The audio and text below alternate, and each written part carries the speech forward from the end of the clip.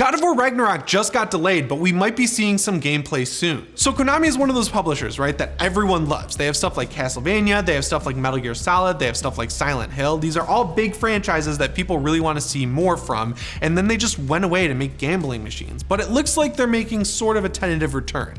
We got that Castlevania collection on the Switch last year, and now they're making a new update to their Pro Evolution Soccer series, which, sorry guys, I don't play a lot of sports games, but I guess this is like the one alternative to FIFA that's actually good. And they put a demo up on the PS5 that you can download right now that shows off the new graphics engine they're using. So before, they were using the proprietary Fox engine, which is what Metal Gear Solid 5 ran on, and it actually looked really good, but they switched over to Unreal Engine just to compete directly more with EA and make a more realistic looking game, just so that they can actually get some sales on their soccer franchise. I guess that's what's going on here. Again, not a big sports fan, but it's exciting because Konami is releasing games again. They're putting demos up on the PS5 store. They're really just stoking the fire on getting people excited for Silent Hill with all this blue box stuff. So I feel like Konami's big return is actually coming down the pipe, and that's what's exciting. Speaking of awesome games that I really like that are getting really good upgrades for the PS5, Doom Eternal is getting a PS5 patch that actually adds a ton of stuff. Now I know Doom Eternal's like over a year old at this point, and I don't exactly think it lit the sales charts on fire, but I think it's worth bringing up related to PlayStation because, as we all know, Xbox bought the parent company of id Software who developed Doom Eternal, so it's really cool that Xbox is actually putting in the work to not only upgrade the game for Xbox, but also for PS5. My favorite part about Doom Eternal is that it not only looked amazing, but was one of the most optimized games ever. Like, I'm pretty sure you could go get a netbook right now and download Steam and download Doom Eternal, and you could probably push 4K with 60 frames per second. That might be a little bit of an exaggeration, but the game runs really well, is my point. And now on PS5, you're gonna be able to play the game at a hard lock 60 frames per second at a non-dynamic 4K. Like a full-on 2160p locked at 60 frames per second. That is like literally exactly what every shooter should have at launch on the PS5, but I guarantee you Doom Eternal is going to be the only ones for the rest of this generation that actually hits that target. And for the 1, 2, maybe 3 of you out there who have a 120 hertz monitor, you can also play Doom Eternal at above 1080p. It's like 1536p or something like that at 120 FPS. I played the game on PC at 4K 120, and oh my god, this game is amazing at those high frame rates. And to cap the update off, they also introduced this brand new ray tracing feature that you can turn on that makes the game run at 60 frames per second at 1080p resolution, which still looks really good. If you're one of those people who isn't sold on ray trace lighting yet, I would highly suggest trying it out with Doom Eternal, because this is a game where when you saw a guy in half, a bunch of colored confetti flies out of him that's like ammo pickups and stuff like that, and seeing that reflect off of walls and the floors, it really just shows what the difference is with ray tracing. You're also getting reflections of like fire on the walls. A lot of the metal surfaces in the game will have true reflections for once, so if you've never seen ray tracing and you don't really understand why it's so good, I would highly suggest trying it with Doom Eternal. Alright, I know I just said I was really excited that all of these upgrades for Doom Eternal were coming to the PS5, but now this update is out, and yeah, it is lacking some really serious stuff. One of the biggest issues the PS5 has versus the Xbox Series X is the complete lack of smart delivery. So if you're on the Xbox Series X, right, and you have Doom Eternal, you have the Xbox One version of the game, and they release the Xbox Series X version of the game, if you go to the store on your Series X, it'll download the Series X version. If you go to the store on your One X, it'll download the One X version. On the PS5, no matter what, it's always just gonna download whatever version you go seek out. So you'll have to type in Doom Eternal PS5 or Doom Eternal PS4 and make sure you're downloading the right version. Where that's really becoming an issue is with save transferring. So on the Xbox,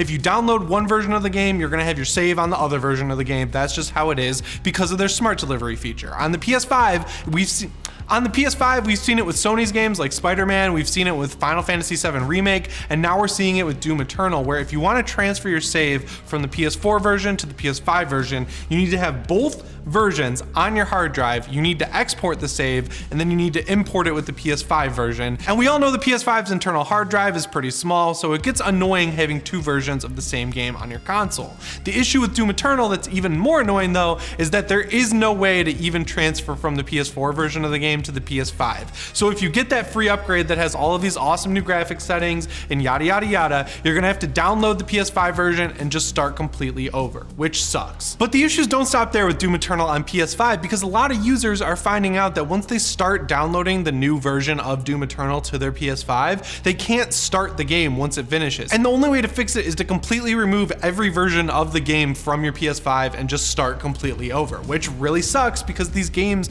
are huge, especially if you're downloading both versions. Like if you're downloading the PS4 version just so you can get the free upgrade, which then lets you delete the PS4 version and download the PS5 version. It's just like a stupidly cumbersome process. And I understand that Bethesda's probably like, yeah, we're gonna blame Sony for their stupid save transferring process and their lack of smart delivery. But I think it kind of sucks that they're not putting in the work to support a game they released on PS5. I know that Microsoft owns Bethesda now, but like I just expected more out of them in that sense. Like they should just make it so you can transfer the save, because beating Doom Eternal is no easy task. Even on some of the easier modes, this is a very hard game, and it's actually a lot longer than Doom 2016. So like making people start from scratch on the PS5 version is just kind of like a dick move, you know? And before we move on, real quick, Bethesda's one of my favorite publishers of all time. I love their games. Like seriously, they're probably my favorite publisher, but they've always had issues with PlayStation. I remember I got Skyrim on PS3 and it had that critical bug where if you drop stuff on the ground, it would stay in the console's RAM forever.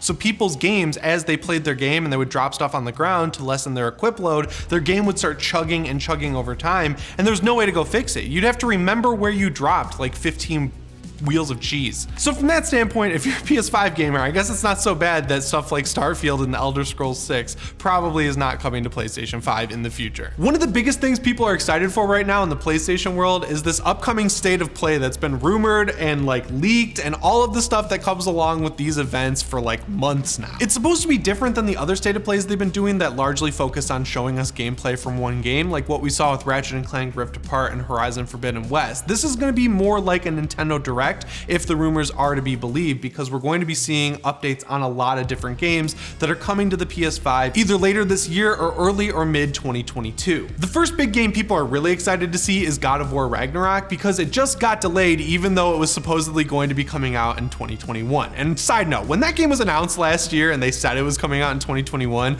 I was sitting there trying to do the simple math of when they could possibly release it, right? Because they said Ratchet & Clank Rift Apart was going to be a launch window game. We also knew that Returnal was going to be a launch window game. We had Spider-Man Miles Morales and Demon's Souls, like way too many games coming out in 2020 and 2021 for God of War to somehow fit in there, especially when you consider that Horizon Forbidden West is a sequel to a game that came out in 2017. God of War is newer than Horizon, so I feel like getting the God of War sequel before the Horizon sequel just doesn't make any goddamn sense. But even though it was recently delayed, one of the big things that we're hearing about God of War is that we're going to see some gameplay, and the weird thing is we're getting a leak from a guy named Special Nick, who's a writer over at Comic Book, and we've actually talked about him a couple times on the channel, and every time we bring him up, it's because his leaks usually tend to be right. Now, I actually think there is a good chance we are going to see some God of War gameplay, because even though that game came out after Horizon, I'm 99% sure, you guys can fact check me, that it came out in 2018. So I feel like having some gameplay ready to go now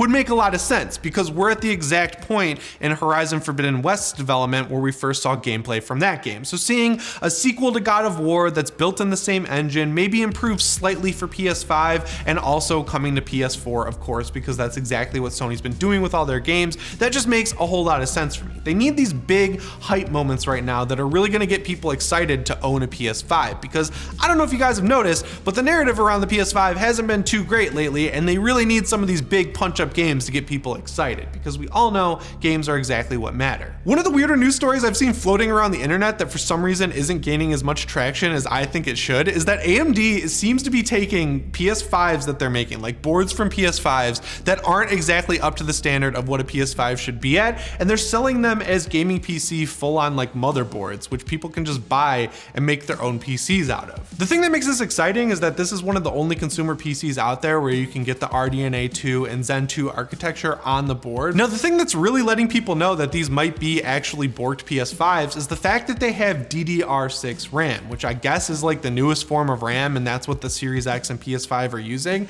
Now, you can't really get those in consumer PCs at this point, and you might not actually want to, because DDR4 is what most PC users like because it has super low latency, and even though DDR6 sounds better because 6 is higher than 4, I guess it has more latency involved in which it can do tasks. I wish Austin was still here to tell me all about why DDR6 is not as good as DDR4. But the important thing here is that AMD is selling PS5s as PCs, which really goes to show that it doesn't make any sense why we don't have backwards compatibility with PS3, right? We got a PS4 because that's just a PC. We have PS5 which is just a PC, and people got PS3 running on PC. So Sony, just like sue the people who made the PS3 emulator, take what they did, and then put it on the PS5. It's really that simple. So if you take someone like AMD, right, who's making the PS5 board and also making the Xbox Series X board, and now they're making a PC version of it, and you consider that maybe they could figure out how to work with Windows and get Windows 11 maybe to support this kind of new board, and we would have console quality APU type gaming that could be sold cheaper to people who really want to get into PC gaming. That's just a really cool feat. That's just a really cool future to think of, right? I mean, a lot of people are getting into PC gaming at this point. We've got most of the PS5 exclusives coming to PC at some point. Having a board that can load stuff as fast as the PS5 can from its SSD would just like close the gap even more, and then everyone could be happy in the gaming world and the console wars would end. But yeah, guys, that's all the PS5 news I have for you today. Make sure you let me know what you think down in the comments below, specifically about this Ghost of Tsushima expansion. Let me know how to say it in the comments. How about that? And remember, if you want to stay PS Ready, subscribe and set your notifications to all. As always, guys, my name is Jimmy Champagne, and I'll see you in the next one. Thanks for watching.